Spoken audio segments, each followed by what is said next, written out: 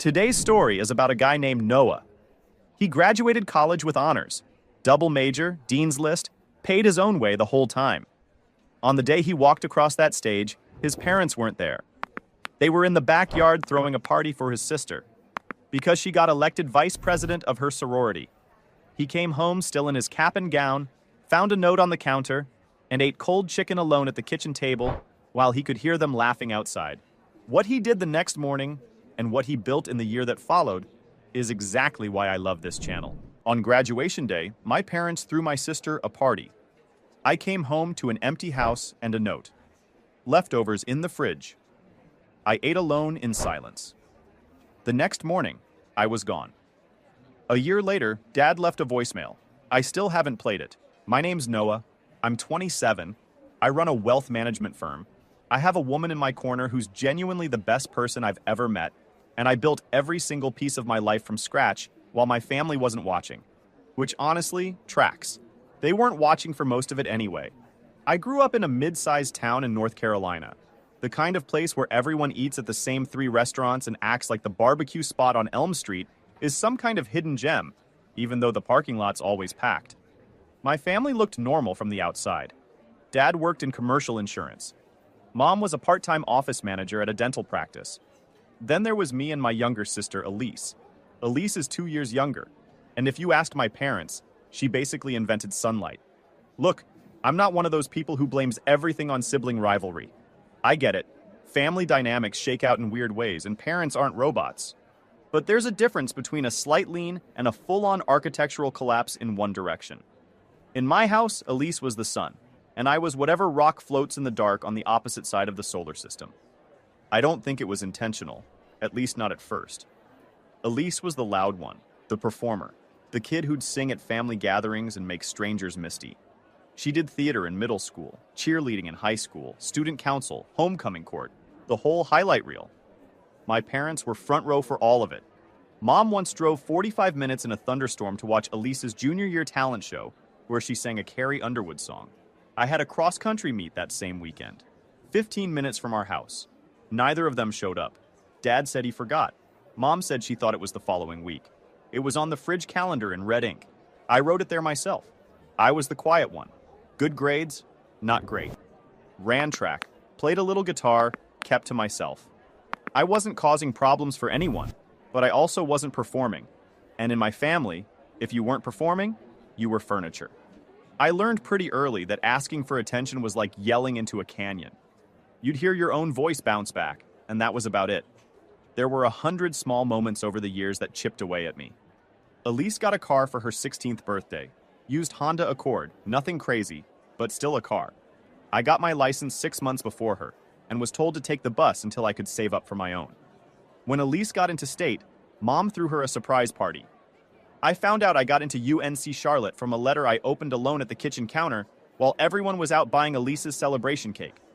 I remember standing there holding the envelope, reading the word congratulations, and the house being completely empty. I put the letter on the fridge myself. It sat there for 2 days before Mom noticed and said, "Oh, that's nice, honey." 4 words. That's nice, honey. If I had to tattoo my entire childhood onto my forearm in one sentence, that'd be it. But I kept going, told myself it didn't matter, that I'd build something they couldn't ignore. I put my head down through college, double majored in finance and economics, held down a part-time job at a bookstore near campus, and graduated with honors. Dean's list. I was proud of myself. Really was. And maybe, just maybe, I thought this would be the thing that finally made them see me. Graduation day was in May. Beautiful weather. The kind of spring day that feels like the universe giving you a thumbs up. I woke up feeling something I hadn't felt in a long time. Hopeful. I ironed my white shirt, put on my tie, looked in the mirror and thought, today they'll be proud. Today is my day. The ceremony was at 2 in the afternoon. I'd told my parents weeks in advance. Texted them the details. Literally printed out a schedule and left it on the kitchen counter next to the coffee maker where Dad stands every morning like a confused zombie waiting for caffeine to revive him. They said they'd be there. I walked across that stage, shook the dean's hand, and looked out into the crowd. Scanned the rows for my parents. Told myself maybe they were in the back. Maybe they were running late. Maybe Dad parked in the wrong lot because the man has the directional sense of a lost pigeon. I told myself a dozen little stories to explain the empty feeling in my chest. They weren't there. Hold on, let me jump in here. This is your host, not the OP, because I need you to understand the scoreboard before we go further. Mom drove 45 minutes in a thunderstorm for a talent show. She couldn't do 15 minutes for a cross-country meet. Noah's acceptance letter sat on the fridge for 2 full days before anyone acknowledged it. 2 days. Right next to the coffee maker that his dad visits every single morning. And they call that love. I don't know what dictionary they're using, but I want the return policy. Buckle up, because this next part is where the story stops being sad and starts being something else entirely. I found out later what happened while I was walking across that stage. My parents were at home throwing a party for Elise. She'd been named vice president of her sorority. Vice president of a sorority. And apparently that warranted a full backyard celebration. Streamers, a cake from the fancy bakery downtown, about 20 of her friends. I drove home after the ceremony, still in my gown because I wasn't changing in a parking garage like some kind of graduation gremlin. I pulled into the driveway and saw cars everywhere. And for one split second I thought, oh my God, they threw me a surprise party. My heart actually lifted. This rush of warmth, this fraction of a second where I believed that maybe I'd been wrong about everything. That maybe they really did care, and this was their way of making up for missing the ceremony. I walked through the front door. The house was empty, music and laughter coming from the backyard. I walked through the kitchen. Streamers on the back porch. A banner in pink and gold. Congrats, Elise. A table full of food. Mom laughing with Elise's friends. Dad at the grill wearing that stupid apron that says Grill Sergeant, that he thinks is the funniest thing anyone has ever produced. Nobody turned around when I opened the back door.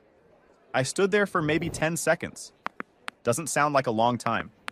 But when you're standing in your graduation gown, watching your family celebrate your sister's sorority title while your degree is still warm in your hands, 10 seconds feels like an hour.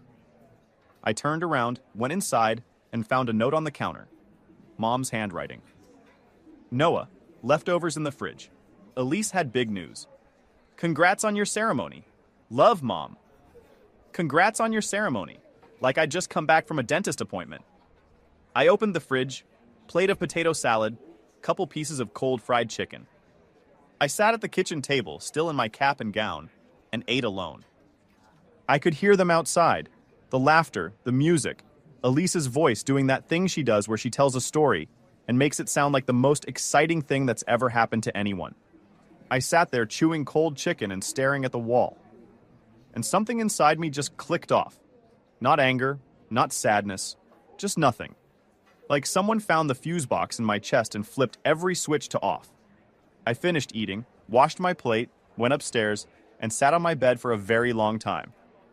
The next morning, I was gone. Pause. For the listeners out there, this is me jumping in, not the OP. Because I need to sit in this moment with you. His family missed his graduation to throw a party for a sorority title, not a PhD, not the Nobel Prize, vice president of a sorority. And the note said, congrats on your ceremony, like he'd just renewed his driver's license. I've seen people put more effort into a birthday text than his parents put into their son's entire college graduation. If there's a Hall of Fame for missing the point, these two are getting inducted back-to-back in matching blazers. The morning after. Here we go. I need to back up a little before I get to that morning, because I want you to understand. Graduation day wasn't a one-off. It was the final domino in a line that had been building for years. That note on the counter wasn't just a note. It was a summary of my entire existence in that house. So the morning after, I packed a bag. Not everything, just what mattered. Clothes, my laptop, a few books, the acceptance letter I pulled off the fridge, and a photo of my grandmother. My dad's mom, who passed when I was 17. She was the only person in my family who ever made me feel like I was worth paying attention to. She used to call me her quiet storm. Said still waters run the deepest. I missed her every single day. I didn't leave a note. I know that sounds harsh, but I figured, what's the point? They left me a note about leftovers while throwing a party in the backyard. If a note was good enough for my college graduation, no note was good enough for my departure. Fair is fair. I drove to the apartment I'd already signed a lease on 3 weeks earlier. This wasn't a dramatic impulse. I'd had a job lined up at a financial services firm downtown for 2 months. Entry level. Nothing glamorous, but a start. The apartment was a tiny one-bedroom above a laundromat. Smelled like fabric softener at all hours, which honestly was kind of soothing in a weird way. I set my bag on the floor, sat on the $80 mattress I'd bought off a guy online, and just breathed. For the first time in my life, I was alone in a place that was mine, and the silence didn't hurt. It took my parents 2 full days to notice I was gone. 2 days. Their 22-year-old son packs up and leaves the day after his graduation, and it takes 48 hours for anyone to realize the room upstairs was empty. Mom texted me Tuesday evening. Not called, texted. It said, "Hey, where are you? Elise wants to borrow your charger." Not, "Are you okay?" Not, "We noticed you left." Elise wants to borrow your charger. I stared at that text for a long time, then typed back, "Moved out. Don't need the charger anymore. She can have it." Turned off my phone. The calls started the next day. Mom first, then Dad, then Mom again. I let them all go to voicemail. Dad's first message was casual, almost confused, like he couldn't process that I'd done something without running it by them first. "Hey bud, your mom says you moved out. Kind of sudden. Give us a call when you get a chance."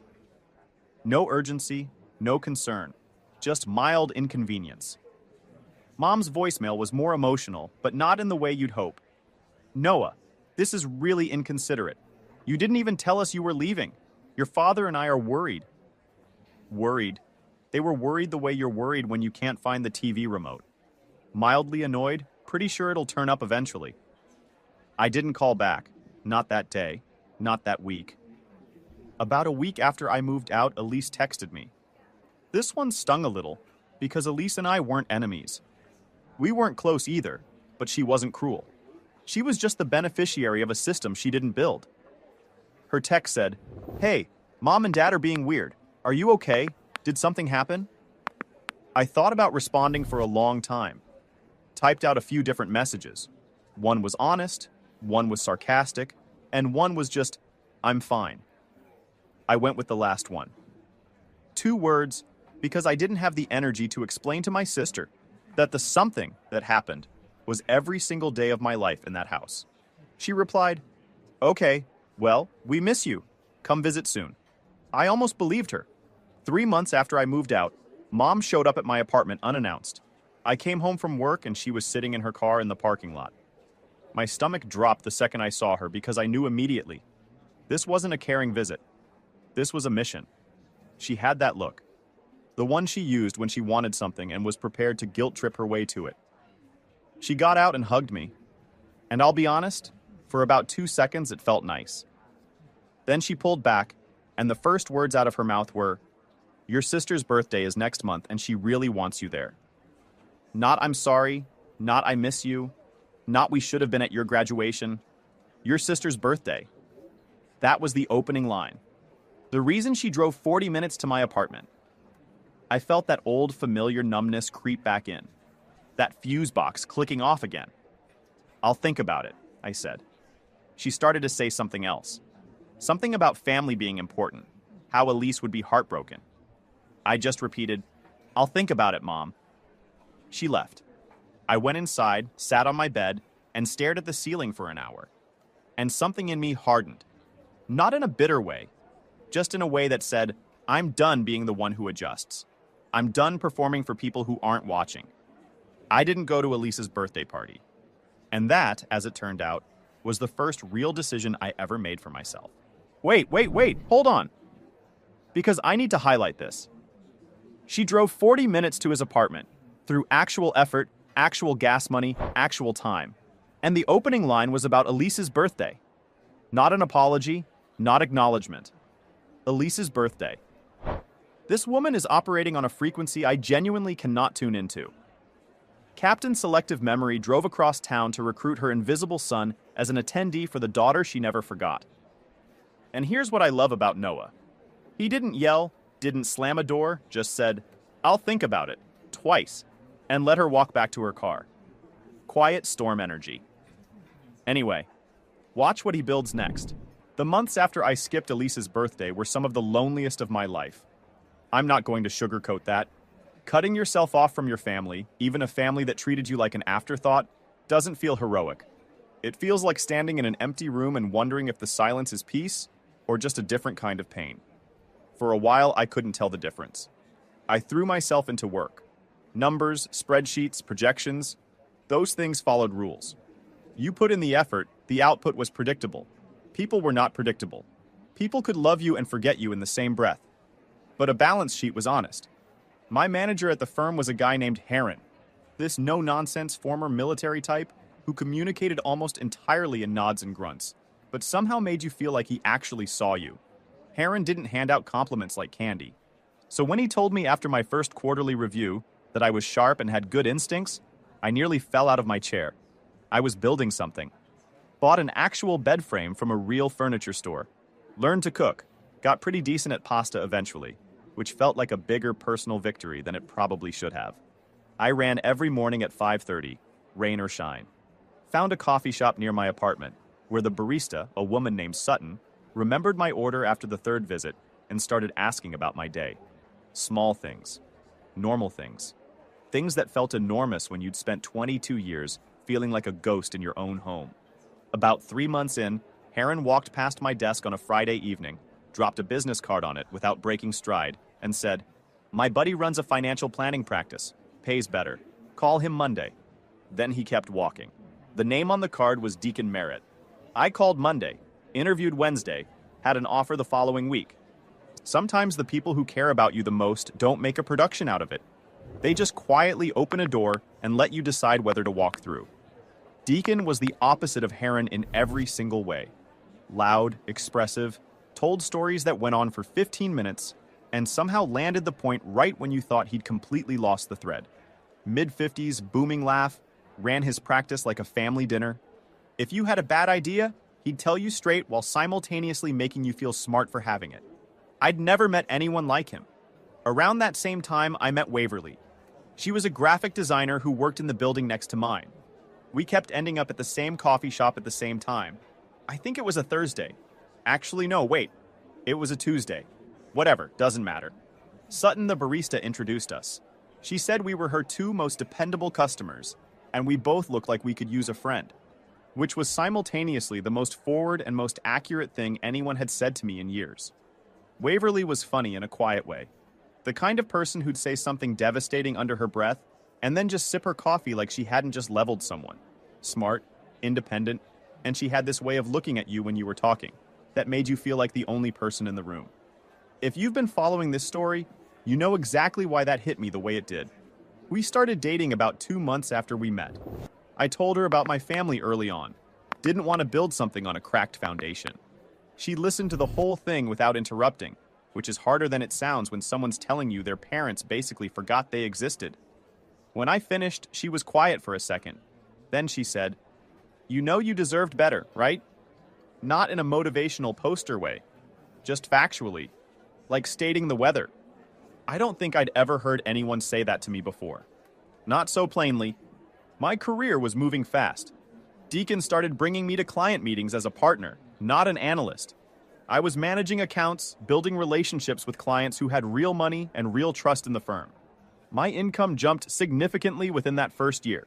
I paid off the rest of my student loans in one push. Moved out of the laundromat apartment and into a proper one-bedroom with actual counter space and windows that didn't rattle when the wind blew. I ran every morning. There's something about choosing to be alone that feels completely different from being made to feel alone. One is freedom. The other is a cage. About 9 months after graduation, I got a call from Elise. Something in me said to pick up. She sounded different, quieter, less performative. She said, "Noah, I need to talk to you about something. I need you to actually hear me out." I said, "Okay." She told me things at home had changed since I left. Not dramatically, just slowly and uncomfortably. Mom and Dad argued more. Dad had gotten quieter, spent more time in the garage. Mom had developed a bad habit. Multiple pots of coffee a day, wasn't sleeping right, making passive-aggressive comments about how both her kids had abandoned her. Which was rich, considering I was the one who'd been abandoned long before I ever walked out the door. Then Elise said something I wasn't expecting. I know they treated you differently. I always knew, even when I pretended I didn't. I just didn't know how to fix it without losing what I had. That hit me in a place I didn't know was still tender. My little sister had watched me get ignored for 22 years and stayed quiet because speaking up might cost her spot in the sun. I didn't blame her. She was a kid in the same messed up system I was. But hearing her say it out loud validated 22 years of wondering if I was imagining things. If maybe I really was just too sensitive like Mom always implied. I told Elise I appreciated her calling. I wasn't angry at her. I needed more time, and I wasn't ready to come back to the family dinner table and pretend everything was fine just because the holidays were coming. She said she understood, and to her credit, she didn't push. Time kept moving. My second year at the firm, Deacon made me a junior partner. I was 24, youngest person he'd ever promoted to that position. He threw a small celebration at the office, just the team and a cake from the bakery down the street. When he stood up and called me the future of this firm, I had to stare very hard at the ceiling to keep myself together. Waverly was there. She brought me a card. Front said, "Congratulations on being important." Inside, in her handwriting, "You always were. Now everyone else is catching up." I kept that card. Still have it. I was building a life that looked nothing like the one I'd left behind. A partner who saw me. A mentor who believed in me. A career growing faster than I'd imagined. And a sense of self-worth I'd constructed brick by brick from the ground up. Because nobody handed me any of it. Nobody threw me a party or posted about my accomplishments with 3 exclamation points and a heart emoji. I built it all in the quiet, the way I'd always done everything. And I was happy. Actually, genuinely happy. Not performing happiness, not convincing myself I should be happy. Just happy. Which is, of course, exactly when my father decided to call. 12 months after graduation. 12 months of silence from the man who couldn't be bothered to show up. And then my phone buzzed with a voicemail from a number I hadn't deleted, but had stopped looking for. I stared at the notification. Set the phone face down on the counter. Didn't play it. Didn't. Okay. Pause. Your host again. Because this next part is genuinely one of the most satisfying things I've covered on this channel. See, Elise called back about a month after that voicemail. And this time, she wasn't reflective.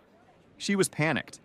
Dad lost his job, company restructured, whole department cut, and he'd been hiding it from everyone for 3 weeks. Here's the part that got me. She was calling Noah, the quiet kid, the one who ate cold chicken alone on his graduation day. He's the one they need now. The invisible son is suddenly the most important person in the room. Ladies and gentlemen, that's what consequences sound like. Watch how he handles this. Around the 14-month mark after graduation, Elise called again.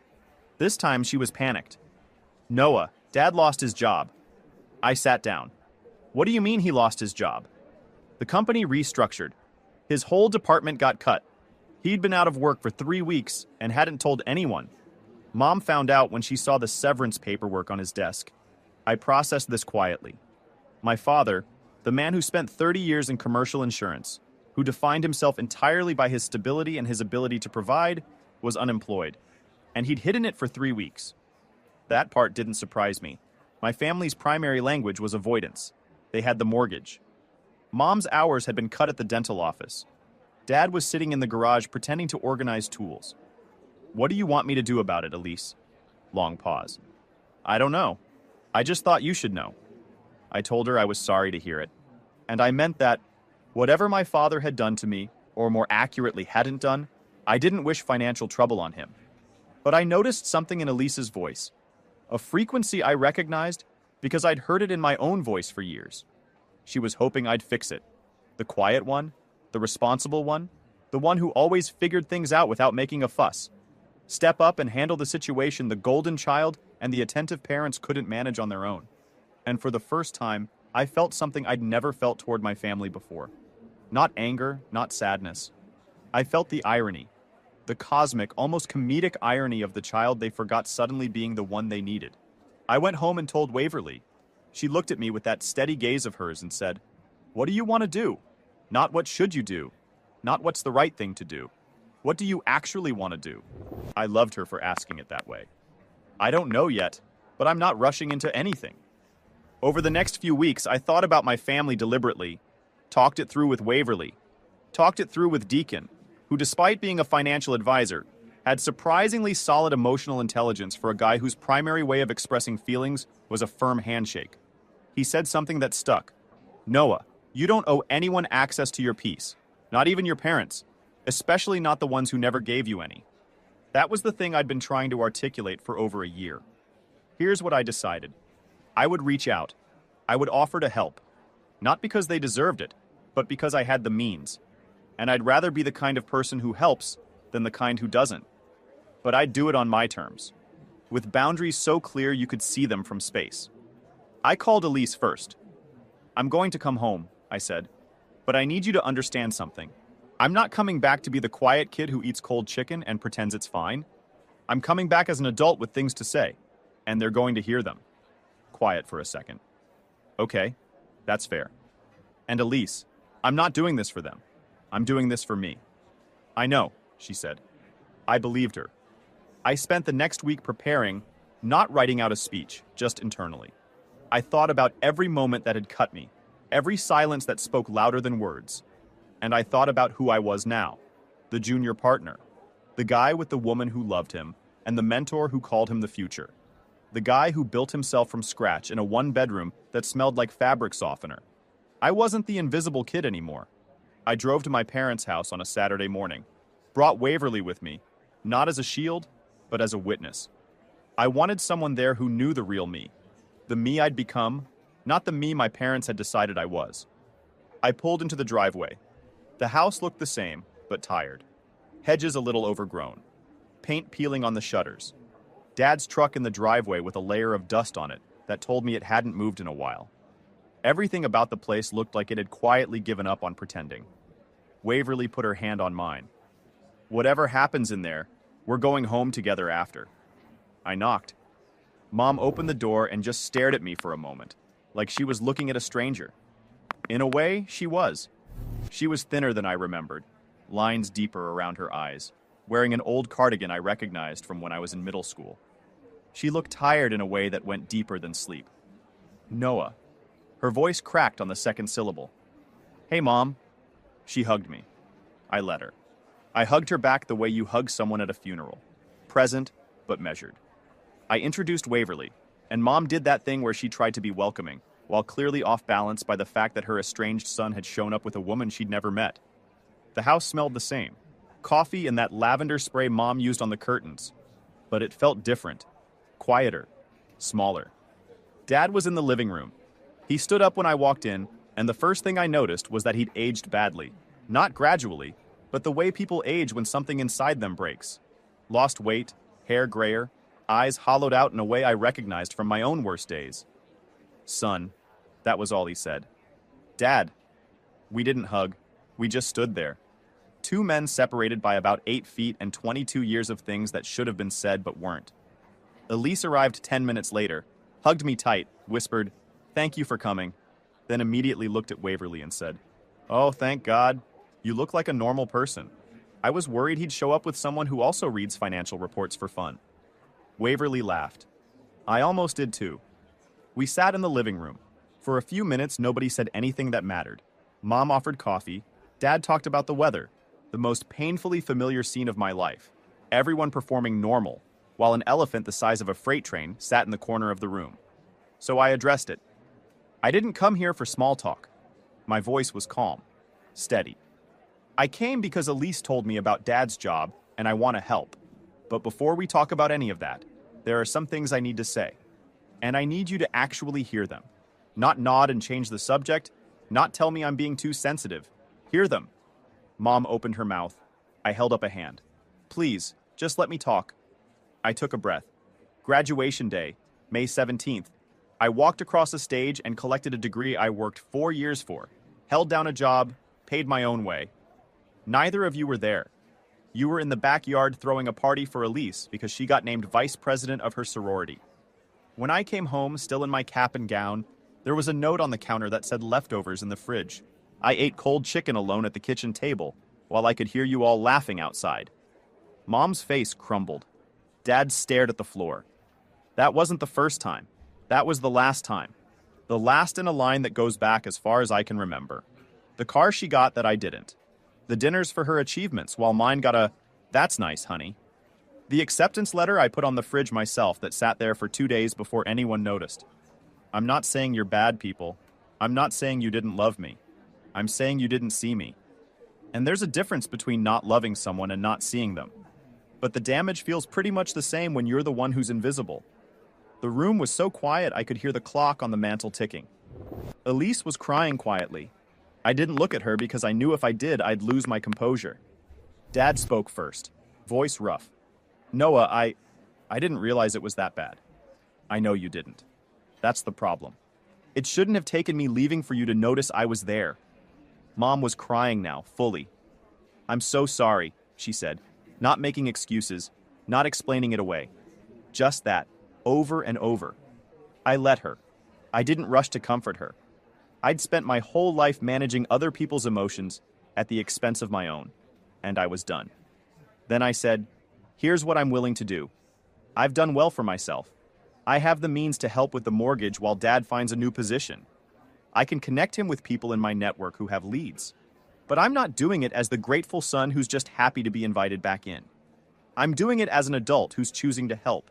And you need to understand, this doesn't erase what happened. It doesn't fix us overnight. It's just me being the kind of person I want to be." Dad looked at me, and for the first time in my life, I saw something in his eyes that wasn't distraction or indifference. It was respect. Not the performative kind you give strangers. The real kind.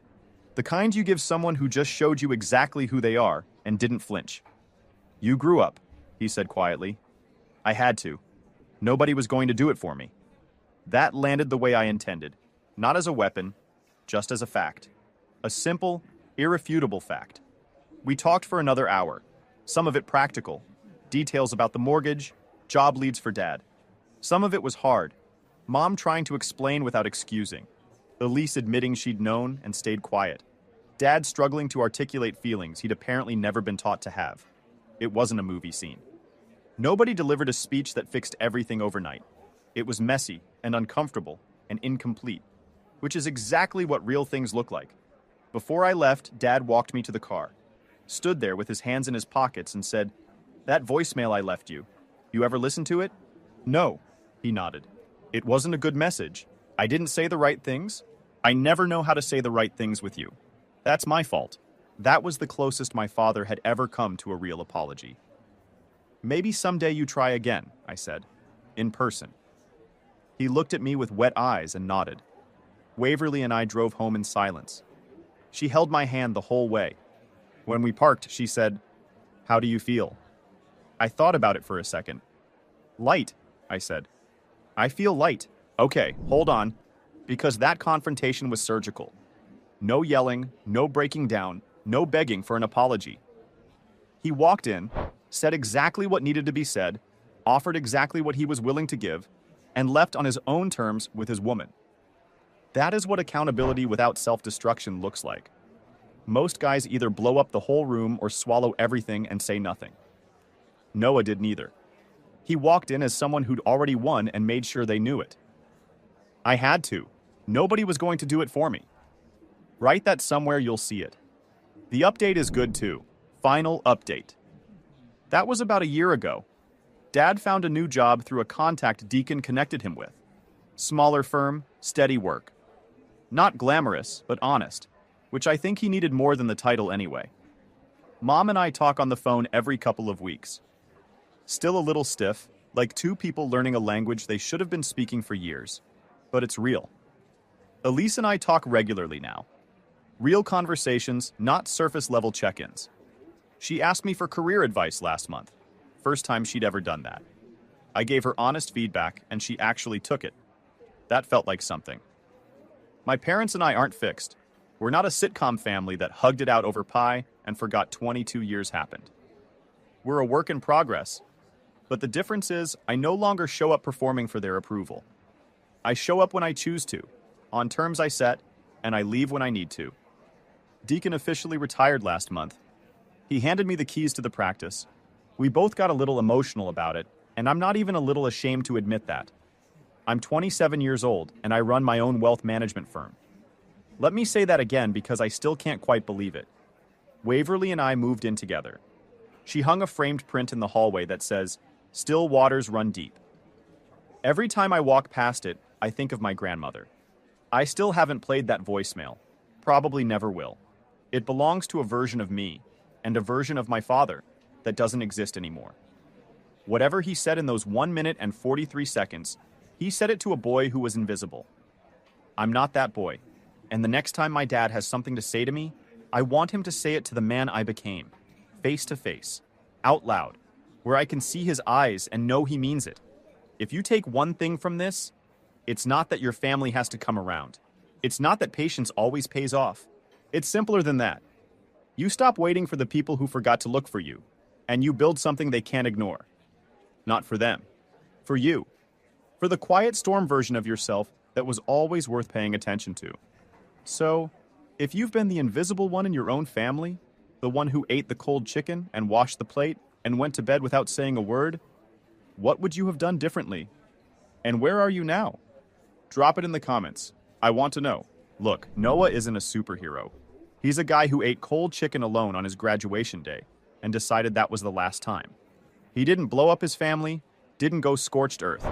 He just quietly built something they couldn't ignore, and then, when the moment came, walked in and said his piece without flinching.